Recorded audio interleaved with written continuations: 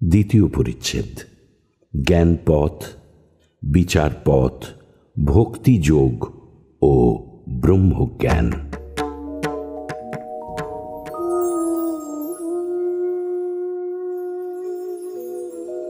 ঠাকুর শ্রীরামকৃষ্ণ ঘরে বসিয়া আছেন।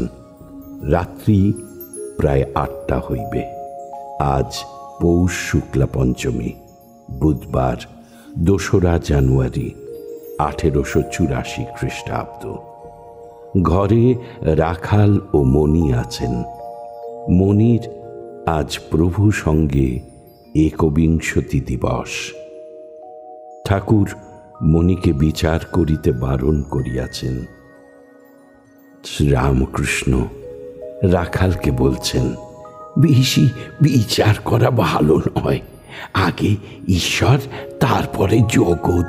তাঁকে লাভ করলে আর জগতের বিষয়ে জানা যায়।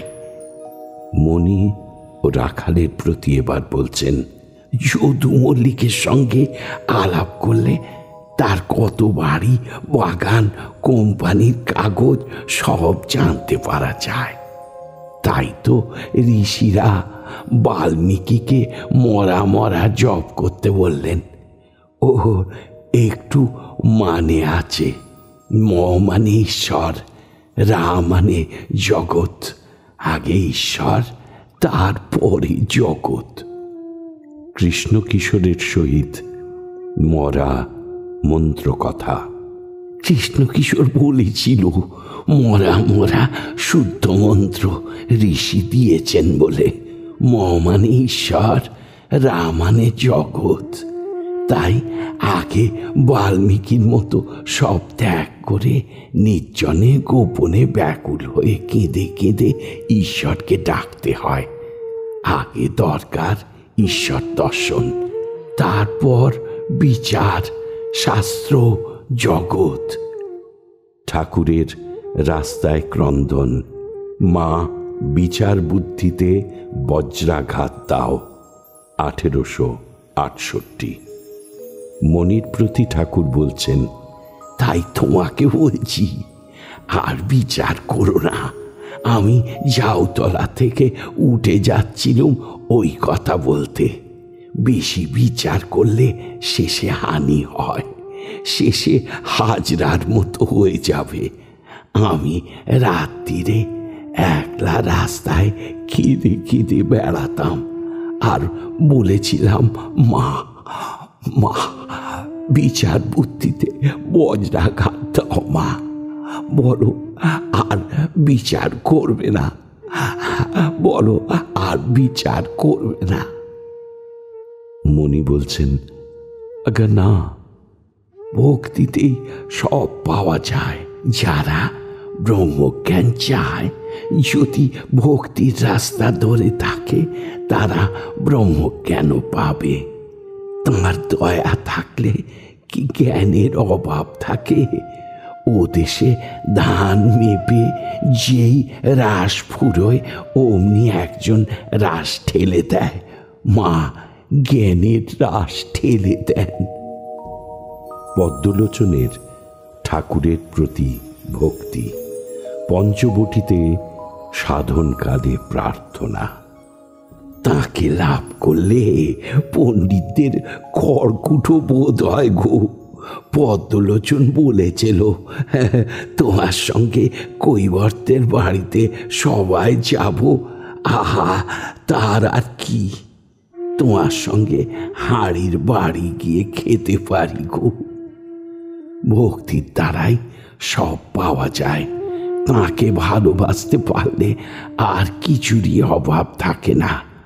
ভগবতীর কাছে কার্তিক আর গণেশ বসেছিলেন। তাঁর গলায় মণিময় রত্নমালা।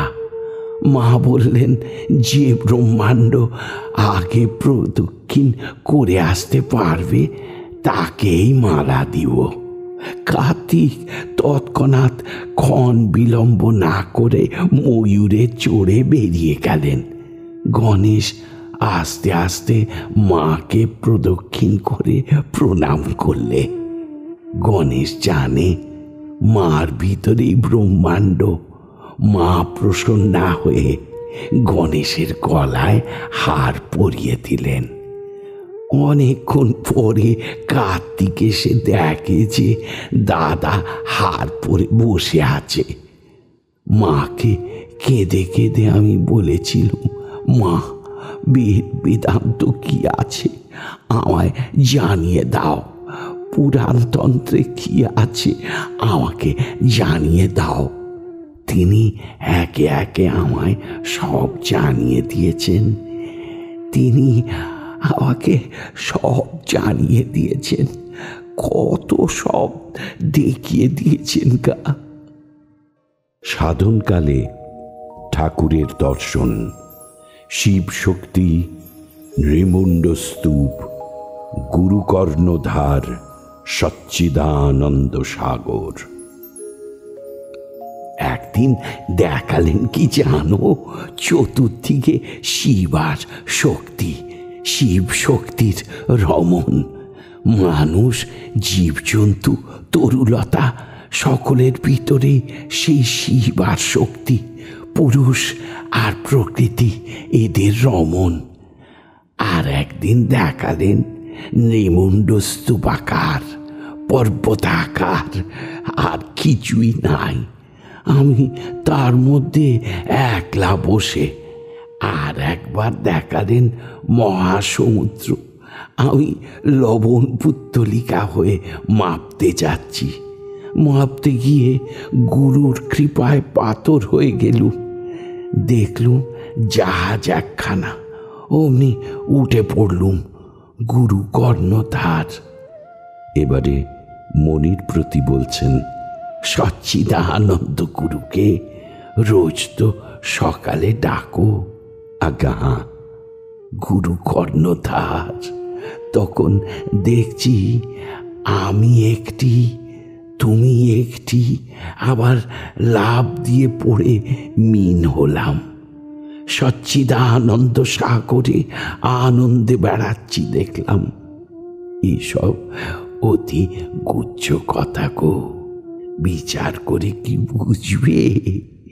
তিনি যখন দেখিয়ে দেন তখন সব পাওয়া যায়, কিছুরই অভাব থাকে নেই।